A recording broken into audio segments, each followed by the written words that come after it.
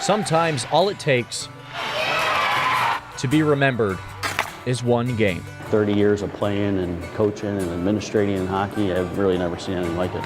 The Lockport Express is a first-year junior hockey team, and for Dylan Hayes, this season will be his last. At age 20, he's in his final year of eligibility. And it's been a blast, and obviously I'm creating some good memories that I'm gonna remember forever. Dylan started playing hockey when he was 6. You know, every time I would score, he would be the person I'd point to. And from day one, his father, Tim, was his biggest fan. It is our favorite song that we listen to no matter what, when he was like in the car or when he was, you know, in the hospital bed. He would always want to listen to our song, and that's Iris by the Goo Goo Dolls.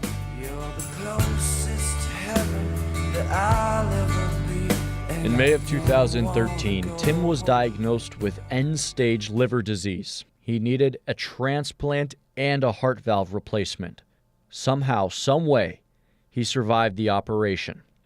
Tim was discharged from the hospital this past July, and over the next 7 months, he had his good days and bad days, until one day, in late January, Tim was with his youngest son, Austin, when he went into cardiac arrest.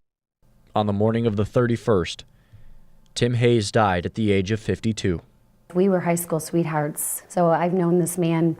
This year would have been our 25th anniversary. It kind of left a hole that was hard to imagine. How am I gonna, how am I gonna be a mom and a dad? That lays very heavy on me because you just can't replace a dad. News of Tim's death traveled from family to friends, including Dylan's hockey coach, Frank Vecchio. When I walked in the emergency room where Tim was, just so happened to be the room my dad passed away in 2 years ago. So it was a pretty emotional afternoon. Tim was my best friend. That night, just hours after Dylan's father passed away, Lockport had a game against rival Rochester. And so Dylan had a choice to make: sit out or suit up. Obviously, I told him it wasn't necessary. He didn't have to play. It's just a hockey game. So I told Coach, I was like, Coach, I'm playing tonight. His response to me was that his dad told him he was going to be at the game Saturday night anyway, and he wanted to go play for his dad. And just looking up in the stands, and I'm just thinking, he's really not here. We decided that it was going to be Dylan's night, so we let him pick the starting lineup. I put my headphones on, and I walked outside. So I put on our song, Iris by the Goo Goo Dolls. I was just like, Dad, please be there with me tonight. Please be there with me tonight. He scored the first goal of the game. He scored about 5 minutes in. I just pointed right up. I was just like, I know that was you. So then they scored before the end of the first to make it 1-1. They scored again in the second period to make it 2-1, all the way to a minute left in the third period. And I'm like looking up at Coach thinking, give me a nod, let me get out there. I'll give it everything I got, let me get out there. One thing you have to understand is Dylan's been a third-line guy for us all year.